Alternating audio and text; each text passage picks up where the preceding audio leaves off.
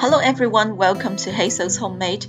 Today I've got a little surprise from the garden. Our saffron crocuses have flowered. We have only planted these bulbs about 4 weeks ago. They would usually flower the next year after planting. It's really a nice surprise for us, although there are only a few flowers we can harvest from. Each saffron crocus has 3 crimson stigmas. I will dry them and add them into our saffron stash for cooking. I wish I can show you how sweet the scent of these saffron stigmas are. Absolutely amazing.